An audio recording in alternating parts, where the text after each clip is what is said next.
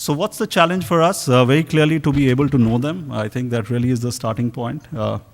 I continue to mention that many of us in our own organizations and in the boardrooms, people who sit and decide policies and what should be touching our employees are typically belonging to an age group which is from an age standpoint, is significantly away from the average age of the organization. And we keep asking ourselves, how do we make sure we know them enough? No easy answer there, but you have to have ways of remaining connected. And here too, the technology and the collaborative medium we have, it plays a very significant role. So to be able to know them, to be able to meet them where they mingle, and it's certainly not the coffee corner or the bays and the arenas where you would interact and mingle with them. I mean, it's a whole world out there where they're always present, and we got to learn and embrace to be seen there and to hear them as well. And through that, have a model in which you engage them continuously. So what does it do? Just quick couple of slides which just captures our own thoughts on what's the shift we have seen from our own experience. And if you look at the journey over the last about 10 years, and some of these forces have been at play for a considerably long, maybe the speed of it has got accentuated over the last about 4 or 5 years. Initially, it was all about how you actually provide content at an individual level. So your content, the way you provide, the metrics which you measure is very, very individual focused. So you provide the content and you had the medium, how you actually go about doing it. We would think that our job was done and be able to just ensure and ask them whether that's something which has helped them in being able to pick up the knowledge or not. So from content, it shifted very quickly to context. People who work in teams, and teams could be spread across multiple geographies and cities, and how you actually come together and be able to learn from each other. The last and the interesting bit, which again has found very strong rootings in the way we actually manage our learning and development organization, is how do you actually collaborate? And when I talk about collaboration, is not in a narrow sense of within the organization. It's about all the stakeholders who come together, whether it's, and in a real world, in a virtual world, being able to connect with the experts who would be outside, body of knowledge which could be residing outside the realms of your own organizations, the academia, which is very much part of your real day-to-day learning out there.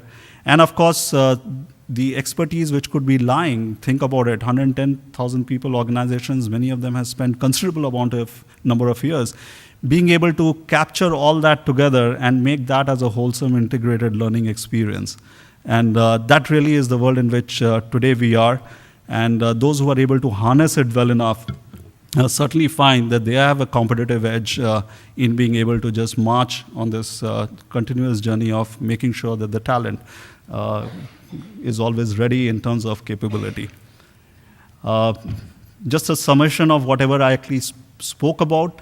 So the learning culture shift has been across and enabled by what we see here. It's good part of it has been technology enabled. Social media certainly has played very strong, very interesting. Many of us who have for a very long time were curious spectators of this phenomenon unrolling. All of us today find ourselves there, and in the process we are also learning quite a bit as we have gone along. And the community of learners as well as peer group who learn from each other in a collaborative domain, which is enabling this whole process. In Wipro, and I think you will get to hear from one of my colleagues talking about this more specifically, it's not only about how we actually go about doing the whole process of learning and development, but being able to have an integrated talent management system, which is able to hook into each arm of the organization and our human resources process. And as I was sharing with you a little earlier, it's about making this whole journey, making this whole process something which is very, very integrated. And it cannot exist in an isolated domain. And if Channa in his brief opening remark was mentioning about the big challenge which we begin to experience, and part of it in our own organizations. So you have the, uh, the technology domain which could be existing on one side, and you have the learning culture which could be on at another end. And unless the twain meets, we would find that our own ability to be able to completely harness that opportunity remains considerably mitigated. And so just as a last slide, as to conclude the thoughts which we touched on, from our standpoint, the forces of change will continue to be taking place at a pace and volatility which we have to gear up for. The demographic shifts, what's true today for us may not remain to be like that in another few years, so we have to constantly keep looking at it, looking at where we think we have the next wave of opportunities, which country, where the talent pool is. And that's going to considerably shape the learning culture of the organization. The learning technology, methods, and measure will continue to undergo that shift as the context begins to change, and context being defined by those two blurbs which are out there.